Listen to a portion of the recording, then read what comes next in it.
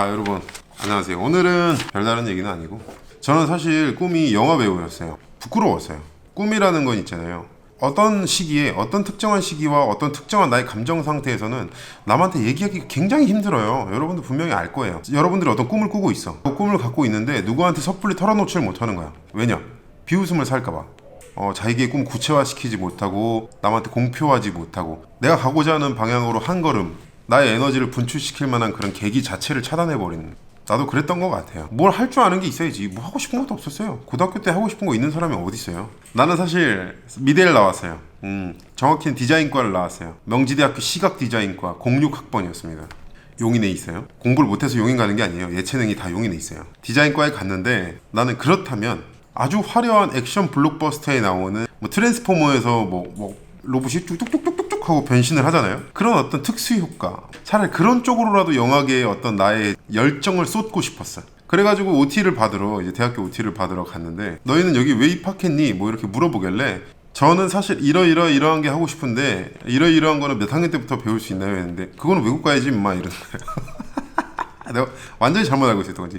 그만큼 저는 제 전공에 대해서 확신이 없었고 정보도 없었고 우리나라에서 그런 걸 배우려면 어떻게 해야 되는지도 전혀 모를 때였어요. 그냥 하고 싶다는 욕구만 있었고 생각 자체가 없었어요. 구체화 시켜놓질 않았으니까. 왜냐? 부끄러워서.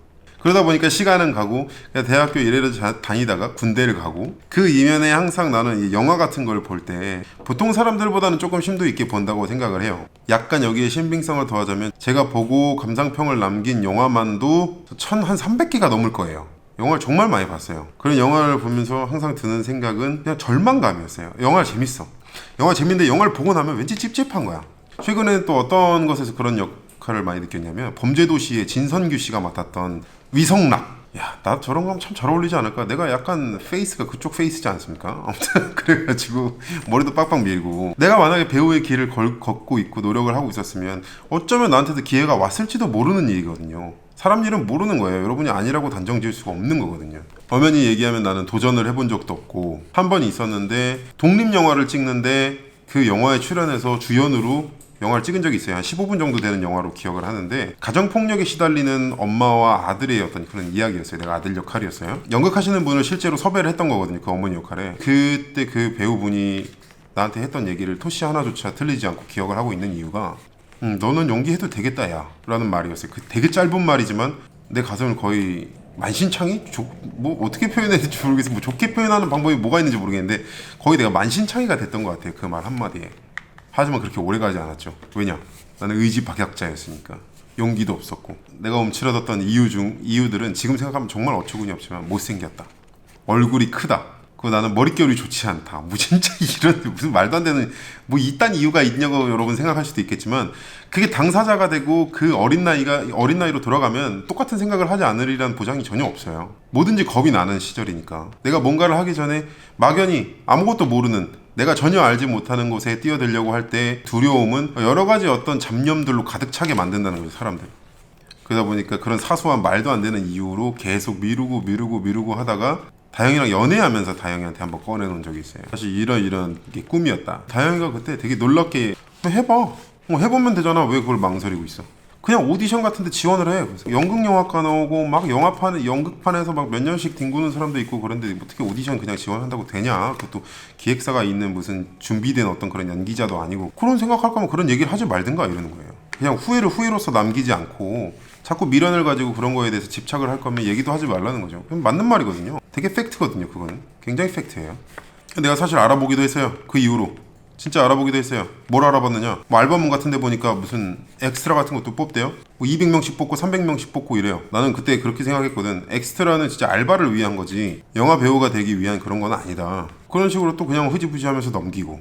다영이는 내가 이해가 안 됐을 수도 있어요. 솔직히 말하면 이런 게 있거든요. 무슨 커뮤니티 같은 데 가입만 해도 어떤 배역을 위한 오디션이 진행됩니다. 언제 진행이 되고 언제 몇 명을 뽑습니다. 충분히 정보를 얻어서 도전이라도 해볼 수 있었다는 거죠. 도전이라도. 근데 나는 단 한 번도 하지 않았어요. 여태까지 단 한 번도 그냥 어쩌다 보니까 찍게 된 그 단편 영화 한 편 말고는 그 관련된 어떤 도전을 한번 해본 적이 없어요. 정말 이건 팩트예요.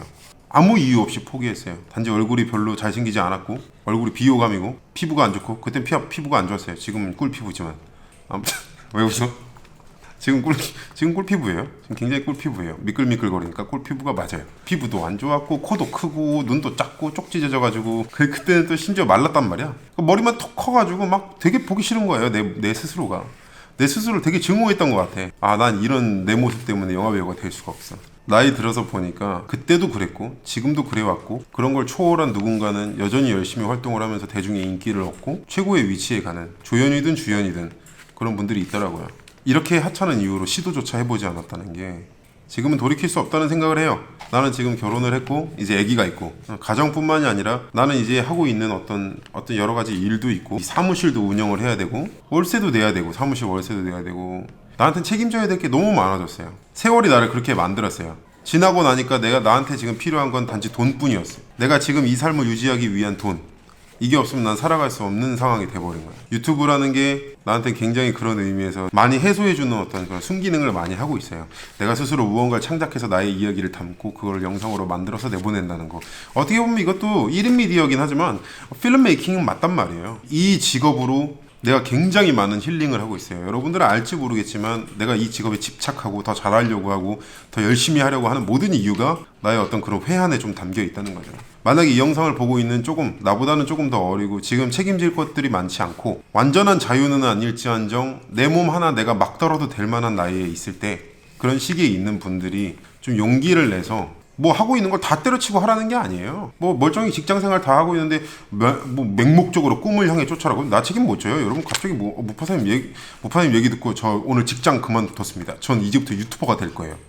전 무파사님 얘기 듣고 지금 부장님한테 연필 던지고 왔습니다. 뭐 이러면서 전 이제 연기자의 길을 갈 거예요. 뭐 이런 허무맹랑한 그런 걸 하라는 게 아니에요. 만약에 여러분들이 지금 책임질 게 많지 않고 여러분들 가슴속에 풀어야 할 숙제가 있다면 나는 여러분들이 그걸 좀 더 늦기 전에 늦는다는 게 뭐 사람마다 기준이 다르고 누군가는 나한테 너도 아직 늦은 게 아니야 라고 이야기할 수 있지만 내 스스로 나의 방황을 허락할 수 있을 때 열정적인 도전을 허락할 수 있을 때 그때 여러분들 지금 그 황금기를 놓치지 않았으면 해요. 여러분들이 좀 더 자신을 위한 삶을 살았으면 좋겠어요. 저는 자신을 위한 삶도 살지 않았을 뿐더러 그렇다고 남을 위한 삶을 산 것도 아니었고 지금에 와서야 이제 결혼도 하고 가정도 생기고 좀 사람답게 살고 있지만 그걸 내가 꿈을 포기했다고 해서 그렇다고 뭐 굉장히 대단한 걸 하면서 산 것도 아니었거든요. 그래서 후회가 계속 남는 거죠. 후회를 남기지 않는 삶 여러분들이 한번 해봤으면 좋겠어요. 내가 못하니까 여러분들한테 한번 해보라고 권유하는 거예요. 뭐 사람도 못하면서 그거 왜 자꾸 하라 그래요. 뭐 이상한 소리 자꾸 해요.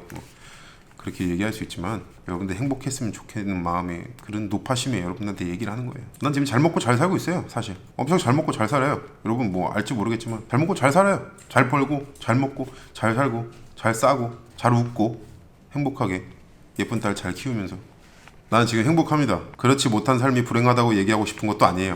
나도 행복하고 다영이도 행복하고 우리가 키우는 딸 두담이는 더 행복할 거예요. 난 장담해요. 왜냐면 내가 그렇게 키울 거니까. 절대 불행하지 않습니다. 충분히 행복하지만 용기가 필요할 때 여러분 스스로 여러분들을 완전히 다른 삶으로 바꿔놓을 수 있는 어떤 그런 기회를 놓치지 않길 바래요. 물론 모든 성공으로 가는 길은 아니겠지만 딱 한 번은 있잖아요. 좀 다들 한 번씩 뭔가를 해봤으면 좋겠어요. 누구나 꿈은 있을 거 아닙니까? 심지어 대학교 때 동아리가 힙합 동아리였어요. 힙합 동아리. 왜 힙합 동아리였던 난 그때는 또 되게 작은 꿈이 뭐였나? 나 래퍼였어요. 래퍼. 근데 여러분들을 믿을지 모르겠지만 내가 자꾸 쬐끼 뭐 이런 거 쬐끼 이런 거 하니까 여러분들 못 믿을지 모르겠지만 나 랩을 상당히 잘하